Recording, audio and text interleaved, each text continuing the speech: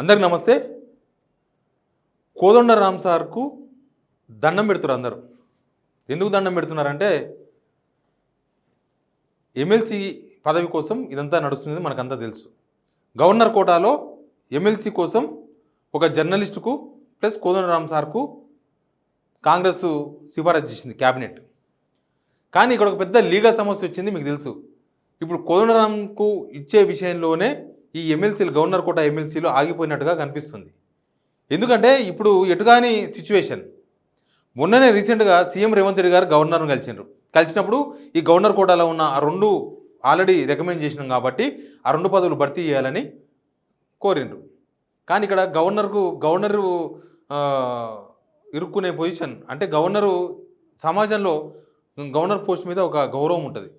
ఇక్కడ ఏమైందనంటే అంతకుముందు దాసో శ్రవణ్, ఇరుకల సత్యనారాయణ వాళ్ళిద్దరికి గత క్యాబినెట్ అంటే కేసీఆర్ ముఖ్యమంత్రిగా ఉన్నప్పుడు అప్పుడున్న క్యాబినెట్ సిఫారసు చేసింది. గవర్నర్ కోటా ఎమ్మెల్సీలు రెండు ఉన్నాయి ఖాళీగా.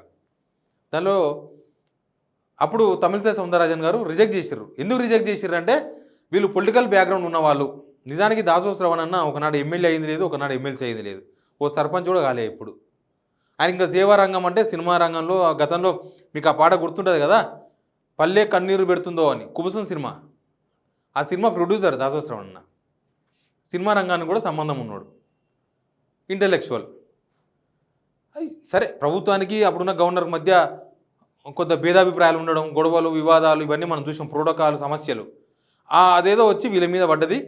ప్లస్ సత్యనారాయణ గారేమో మాజీ ఎమ్మెల్సీ, ఆయన పొలిటీషియన్, ఈయన పొలిటీషియన్ కాబట్టి రాజకీయ నాయకులకి పోస్ట్ ఇచ్చేది లేదని, దానికి కొన్ని అదర్ రీజన్స్. దొరకబట్టాలనుకున్నప్పుడు అన్ని తప్పులే దొరుకుతాయి, కావాలనుకున్నప్పుడు సాఫ్ అయిపోతాయి. అంతకుముందు పొలిటీషియన్స్కి ఇవ్వలేదా? ఇచ్చారు చాలామందికి.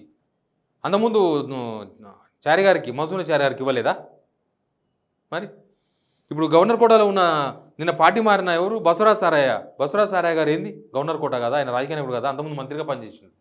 అదే గవర్నరు అప్పుడున్న సిచ్యువేషను, ప్రభుత్వంతో ఉన్న సంబంధాలు అవన్నీ దాని మీద డిపెండ్ అయి ఉంటాయి. అయితే వీళ్ళు రాజకీయ పార్టీలకు సంబంధించిన వాళ్ళు లేదా వీళ్ళు రాజకీయానికి సంబంధించిన వాళ్ళు అనే ఉద్దేశంతో అప్పుడు governor just before of Radhakrishnan sir ముందు రిజెక్ట్ చేసిండు.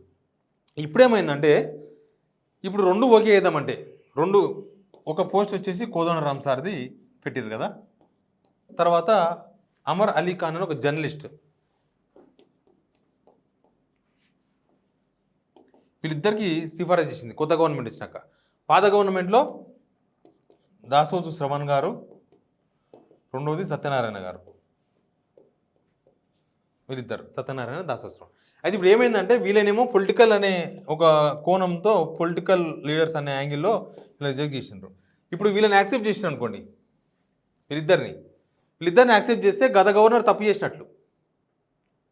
ఎందుకంటే సరే ఈసారికి అయితే క్లియర్ ఉంది, ఎందుకంటే ఆయన జర్నలిస్ట్ అనేది సమాజంలో సేవాభావ డ్యూటీ అనేది ఓకే.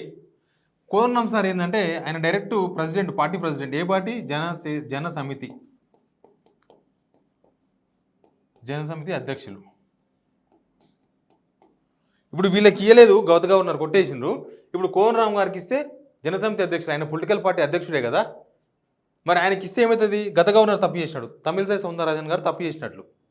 ఆల్రెడీ వీళ్ళు కోర్టుకు పోయినరు, రాజ్యాంగపరమైన హక్కులను దుర్వినియోగపరిచినరు అని కోర్టులో కేసు నడుస్తుంది. ఆల్రెడీ కోర్టు స్టే కూడా ఇచ్చింది వీళ్ళకి ఇవ్వద్దని అప్పట్లో. ఇప్పుడు కొత్త గవర్నర్ గారు ఏంటంటే ఇవ్వాలంటే ఇక్కడ ఇష్యూ వస్తుంది. కోదండరామ్ సార్కి ఇస్తే గత గవర్నర్ తప్పు చేసినట్టు అవుతుంది, ఇక లేకపోతే ఆపేసేయాలి. ఇప్పుడు కోదండరామ్ సార్ విషయంలోనే ప్రస్తుతం గవర్నర్ కోటాకు సంబంధించిన ఎమ్మెల్సీల నియామకం ఆగిపోయినట్టుగా చెప్తున్నారు. కోదండరామ్ విషయంలో ఎటు తెలుసుకోలేకపోతున్నారు.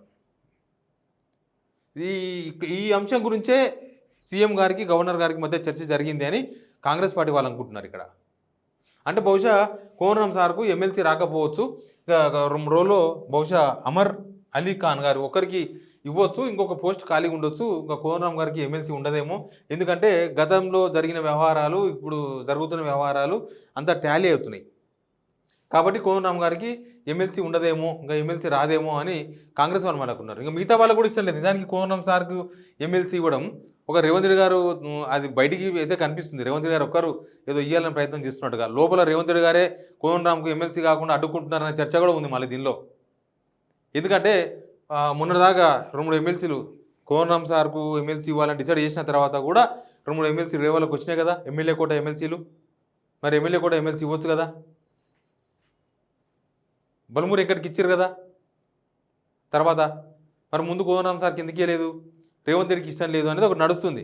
కానీ మిగతా వాళ్ళకైతే ఇంట్రెస్ట్ లేదు. మిగతా వాళ్ళంటే అవుట్ ఆఫ్ రేవంత్ రెడ్డి మిగతా వాళ్ళైతే ఓపెన్గానే ఆయనకి ఎందుకు ఇవ్వాలి, ఆయన పార్టీ కోసం ఏం చేసిండు, జనసమితి బలం ఎంత పని చేసింది, కాంగ్రెస్ పార్టీ గెలుపుకు జనసమితి ఏమైంది, ఏం సపోర్ట్ అయింది, జనసమితికి ఏడ కార్యకర్తలు ఉన్నారు, జనసమితికి ఏడ మండలాధ్యక్షులు ఉన్నారు, ఏడ దానికి బలం ఉంది, జనసమితి మద్దతు లేకపోతే కాంగ్రెస్ గెలిచేది కాదా ఇన్ని సీట్లు, ఎందుకు ఇవ్వాలి వాళ్ళకు, ఇట్లాంటి చర్చ ఉంది. కాంగ్రెస్ కోసం కష్టపడిన వాళ్ళకి ఇవ్వాలి కానీ అట్లా ఇవ్వద్దు, ఎవరికంటే వాళ్ళకి ఇవ్వద్దు అనేది ఒకటి ఉంది.